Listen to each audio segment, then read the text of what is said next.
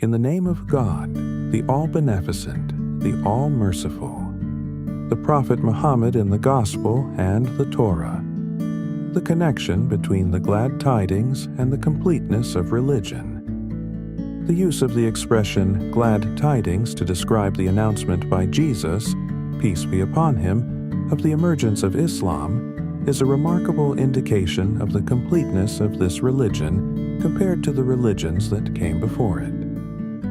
Studying the Quranic verses and Islamic teachings in the fields of beliefs, rulings, laws, social matters, and ethics, and comparing them with what is found in the books of the two covenants, the Torah and the Gospel, clearly shows this superiority and reveals the fundamental state of completeness brought by the message of Muhammad, peace be upon him and his family.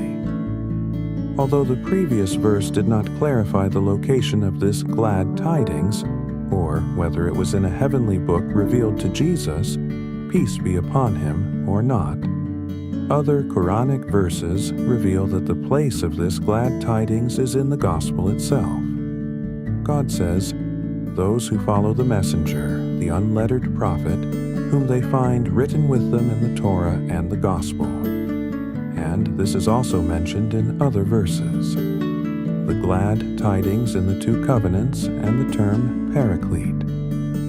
There is no doubt that the Torah and the Gospel that are in the hands of Jews and Christians today are not the exact heavenly books that were revealed to the two great divine messengers, Moses and Jesus, peace be upon them. Rather, they are books that were authored and compiled by some of their followers or those who came after them. A general review of these books clearly reveals this truth, and Jews and Christians themselves do not deny it. There is no doubt that some of the teachings of Moses and Jesus, peace be upon them, were preserved in these books through the words of their followers and disciples. Therefore, not everything in the Old Testament, the Torah and related books, or the New Testament, the Gospel and related writings, can be considered fully correct, nor can everything in them be rejected entirely. The appropriate position is to consider what is found in them as a mixture of the teachings of the two prophets and the ideas of their followers. In any case, we find many expressions in these books that give glad tidings of the appearance of a great man, whose characteristics and signs match none other than the noble prophet of Islam. Peace be upon him and his family. It is also worth mentioning that, in addition to the prophecies found in these books that apply to the greatest messenger, the Gospel of John mentions the word paraclete 3 times. When translated, it was rendered as the Comforter. The text in the Gospel of John says, "And I will ask the Father, and he will give you another Comforter to remain with you forever." In the following chapter, it says, "But when the Comforter comes, whom I will send to you from the Father, the Spirit of truth who proceeds from the Father, he will testify about me." And in the next chapter it says, "But I tell you the truth, it is better for you that I go away. For if I do not go away, the Comforter will not come to you. But if I go, I will send him to you." It is noteworthy that in the Syriac text of the Gospels, taken from the Greek original, the term used instead of comforter was parakleita. In the Greek text, it was parakletos, which in Greek culture means the praised one, equivalent to Muhammad or Ahmad.